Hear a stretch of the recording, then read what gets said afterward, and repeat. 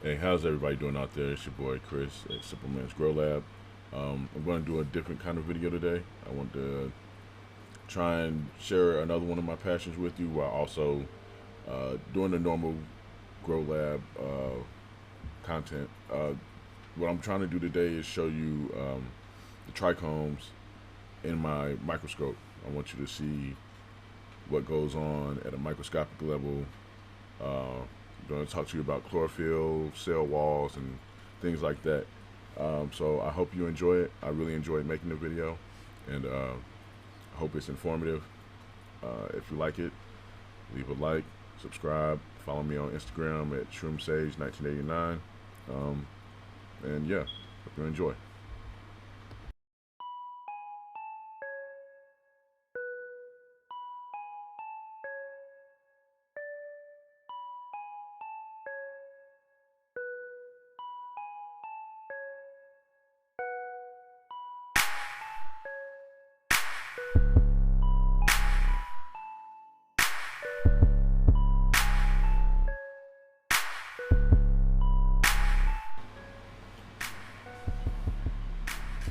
All right, now here we have the glandular hair trichomes and the stellate hairs. Um, you'll see a lot more of the stellate hair type non-glandular trichomes. Um, these still have THC. They still have terpenes and things like that in them, but it's not as potent as the glandular. You want the glandular. The glandular with the bulbs on them, kind of like a mushroom deal. They are actually used in salves and in your basic your shatter, things like that. This here is a papillae. A papillae. I'm not exactly sure how you how you pronounce it, but this is a trichome that's on its way to being glandular, but kind of just, it's like a hill. It's like a weird hill that you see in Bluegill or something. I'm not sure, but I know that these are the ones that people who specialize in salves, they specialize in, CBD medicine for people with epilepsy and things like that. When you want to extract it, you want to extract it from the glandular hairs, because these pack more CBD, more THC, different cannabinoids. I know there's a CBC or something like that, or CBG. CBG is actually produced in those as well, and those are being studied right now to see if they help people with cancer, certain cancers, leukemias, people with eating disorders, things like that. So there's more to this plant than just getting hot. That's my biggest point for this video, because people just see me putting plants online and they think, oh yeah, he's just some pothead. Well, a lot of potheads are really intelligent. A lot of potheads are actually making medicine, making clothing, making plastic, making brick, and like you can make fire-resistant brick with hemp fiber. So there's a lot of uses for this plant, and the medicinal uses have yet to be fully discovered. Right now, I'm still just going around looking at all the different crystal types, and some of these I've never seen before. This is actually from a sugar leaf that I pulled off of my Girl Scout Extreme that I've been featuring on my Facebook and on my Instagram, and yeah, I mean she's developing really well. This is from one of the smaller buds towards the bottom, towards the trunk of the actual plant, and I mean, as you can see, this is just a sugar leaf. She's producing beautiful trichomes, beautiful glandular trichomes, stellate hairs, non-glandulars, papayas, and these trichomes actually they secrete anything from terpenoids to certain resins that combat pests.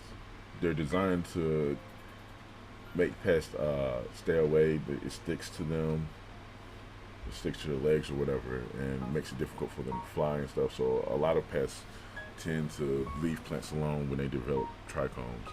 So it's a defense mechanism within the plant. I think I said that in a video before, which is why actually defoliating isn't technically a bad thing if you don't overdo it. Especially with olive flowers, you can't overdo it, but it's not necessarily a bad thing if you defoliate. Defoliation doesn't necessarily mean that you're going to automatically mess up your plant simply because you're trying too hard. You know what I mean? You're trying to get too much light down in there, or you're trying to induce what we call frosting. You know, the beautiful frosting when it starts in pre-flower. When you see frosting in pre-flower, like how this is a really good sign. I can't wait to actually see the trichome development once she's in bloom and once she's ready to be harvested. I'll actually do a video on that. I'll make sure I put that in my schedule because I want to show you also the different stages of the trichomes and when to know when to actually harvest your plant based on the way the trichomes look. Most people in the cannabis community know this already, but at the same time, you still want to educate those who don't and maybe give a refresher to those who already know but haven't studied it in a while. I must have gotten lost here on this part of the screen looking for something.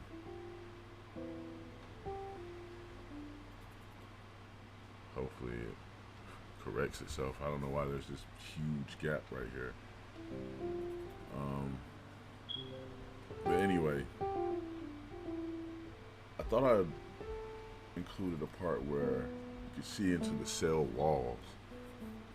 That was another thing I wanted to talk about. When you do like a 500 times zoom, well, I wouldn't say it's a 500 times zoom. It's more like a 250 times zoom or something like that. Yeah, I clearly got lost. But you can actually go in and look at the cell walls on your leaves if you have your light shining bright enough through the bottom of your microscope. And the development of your cell walls will tell you how healthy your plant is. You can see the chlorophyll literally going through the cell walls and even going into the trichomes. Chlorophyll is like the lifeblood of the plant. And if you have decent chlorophyll flow, your plant is healthy. You don't have to worry about anything. I was surprised to see how healthy this plant is because I haven't really tried too hard. Yeah, here we go. So this is called a clathrate scale, I believe. And if you look closely, you see that green tinge. This is on the very, very edge of the leaf where the light could shine through. It can't shine through the actual middle of the leaf. But here you can see the cell walls, very well defined. And you see all the chlorophyll in those cell walls. It's green, green, green. You know, that's what we want to see, especially while she's still flowering in bloom. You don't want to see lightning just yet. You want that chlorophyll, that nitrogen-induced green in your plant. You want to see that fade maybe 4 weeks within flower, maybe a little longer, maybe 6 weeks. It depends on the plant. It depends on also your feeding habits and your environment. If you're in a warm environment, you probably won't get those pretty colors that you normally see. But yeah, here you have more of these stellate hairs, and some of them actually grow in bunches. The last time I actually took pictures in my microscope, they were actually more spread apart more, but these seem to grow more in bunches. And maybe trichomes melted a little while I was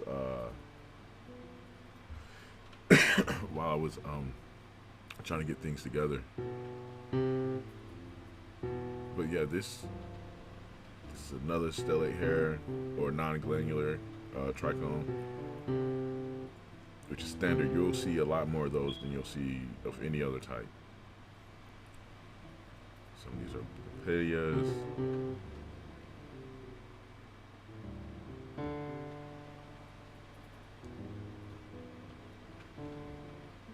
And what we're looking for here, as I told you, is just seeing that cluster of trichomes and seeing um, how it's developing. This is another glandular. It's kind of upside down, so you can't really tell.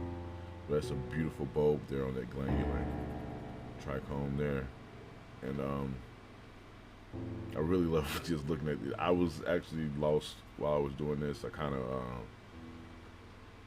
overdid it a bit, I think, because I'm running out of things to talk about right now. No, but these trichomes, all this stuff is really beneficial health-wise. It's really beneficial for people with anxiety, people suffering from depression, people with insomnia.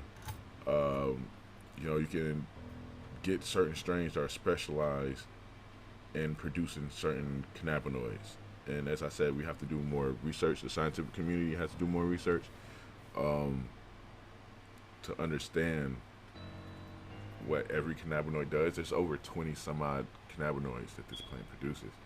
And all you'll hear about is THC and CBD. As I said, CBC, CBG, CBA, all of these things exist. All of these things have their uses. And personally, I'm really just getting into this part of the study of the plant, like actually observing it on a microscopic level. Hopefully I can maybe buy another. Oh, here's the chlorophyll. This is what I wanted to show you. Just because it's on the very, very edge of the leaf, you see that green standing out. That's the chlorophyll, and it actually is going into the trichome itself. Those are beneficials from the plant that are going into those trichomes, and it looks like holes in some parts. That's actually where the leaf itself breathes within the cell wall structure. If I could look at it closer, I think I have to get like a 5,000 times magnification or some crazy shit. But if I could actually look at it, it would look like that monster off of Stranger Things. It's the craziest shit you've ever seen. Like the plants really look really crazy under a microscope. It's just a leaf too. It's not anything from the stem or anything from the soil, which I plan on doing later on. See if I can catch any microbiology out of the soil and actually show y'all a video of that and show you beneficial microbes and non-beneficials and things like that. But yeah, here we go again. This is another me searching for something probably. And all those little tiny dots you see, those are just little THC granules and things just left on the screen. This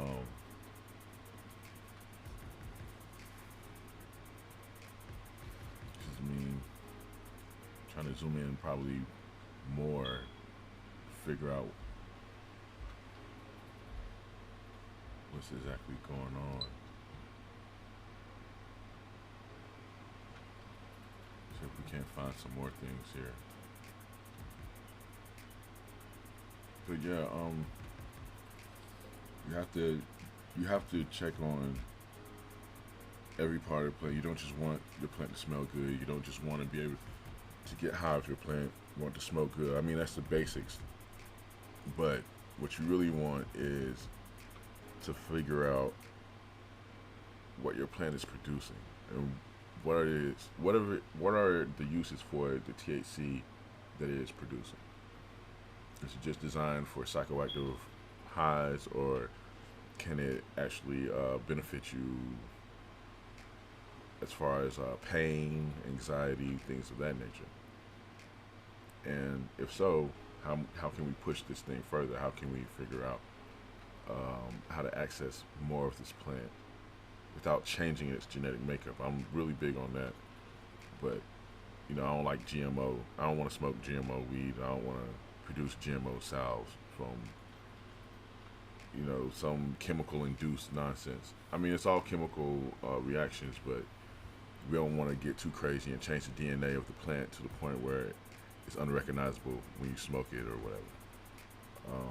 Kind of like that K2, that spice stuff. Yeah, we don't do that over here. But yeah, so this was a fun video. This was something I kind of, as you can tell, I kind of got lost while I was doing it. I actually forgot I was supposed to be doing the voiceover part while I was recording. Just said, yo, whatever. But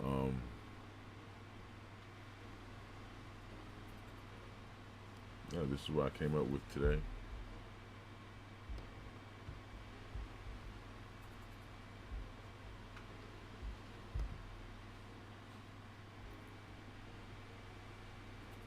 It's crazy. We had some of those hooked in dendritic. It kind of looked dendritic. The dendritic is kind of like